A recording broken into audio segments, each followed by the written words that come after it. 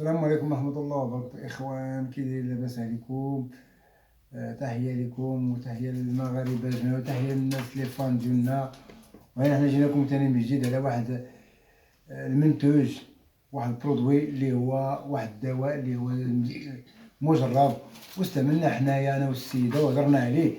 لأن دابا مؤخرا بدينا كنشوفو الناس في هاد شهر واحد وشهر جوج وشهر ثلاثة كاين بزاف السؤال، كنا بزاف كيحط بزاف مرض ديال السؤال. الانسان كيهضر معاك كيبدا يكح بزاف. يعني وطلقنا انا والسيده، قالت الفكره قلنا اش نديرو، ما نديرو ولا نديرو هاد المنتوج، هاد البرودوي هذا باش نهضرو عليه ونتكلمو عليه.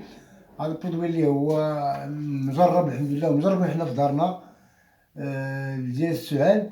المنتوج دوك الوصفات ديالو ساهلين، يعني ما كيكلفوش، ماشي واحد الثمن اللي هو غالي، يعني شي حاجه رخيصه. بحال مثلا حب رشاد.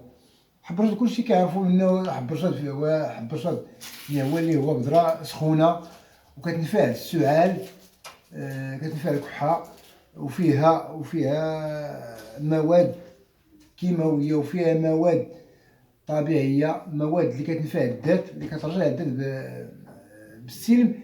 يعني هاد الحب رشاد كناخدو بوحدو، كناخدو واحد الفرماجه عاديه، يعني فرماجه كنجيبو فرماجه من المحل.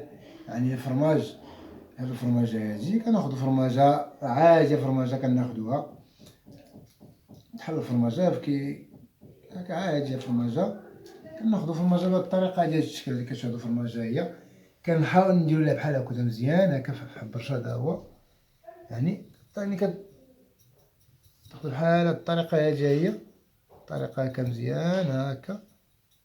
يعني هاد الطريقه هادي يعني كنغرقدوها مزيان، يعني حتى كتعمر كامله، وكناكلوها. وكنتبع شي كويس تاع الحليب يكون سخون، لان حب الرشاد راه سخون، كيبغي الحاجه السخونه. يعني يعني الانسان كيستعمل هاد العمليه هادي لا قرب ينعس. اللحظه اللي كيبغي ينعس كتاكل هذيك الفرماجه، كتبع هذاك الكويس ديال ديال الحليب، يعني وكتغطى عليها حتى هو كيسخن، كيكون العرق كيخرج بزاف من بنادم، يعني كتعرق عليها.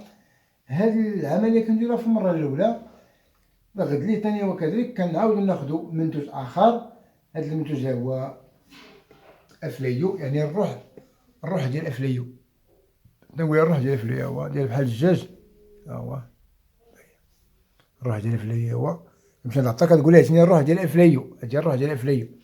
شنو كناخدو هاد الحبيبه هادي، هاد الحبيبه هادي، هاد الطريف هادي هو، هاد هادي بوحدها هكا شويه هذا كنديرو مع ربعه ديال الحليب، تطيب معاه مزيان. تجي الغد لي كطيب معاه، كتشرب هذاك الحليب ديك الرابعه، يعني كتدخل وكتغطى مزيان، كتركن في المنطقه مزيان باش تعرق عليها. والحمد لله هذا المنتوج راه مجرب، والحمد لله السيده جربته هنا في المنزل ديالنا، وعطا مفعول، عطا اكل ديالو الحمد لله. تشوفوا به اخواني. اخ ديالي مريض، الحمد لله دابا اللي الصحه ديالو تحسنت، لان كانت طري بزاف هاد الكحه هادي. واستعملنا هاد المنتوج هذا والحمد لله بخير وعلى خير. يعني حنا هاد المنتوج شفنا بانه نفعنا، يعني نفعنا، خصنا نبارطاجيوه مع الناس باش حتى الناس يستافدوا وياخذوا فكره على هذا المنتوج هذا. يعني منتوج اللي هو 100%، والحمد لله راه مجرب. وتحيه لكم الاخوان، وبغيناكم تبارطاجيو معنا الفيديو، خليو كومونتير وفعل الجرس واشتركوا معنا في قناه انقذ من حولك. وتحيه لكم، السلام عليكم ورحمه الله تعالى وبركاته.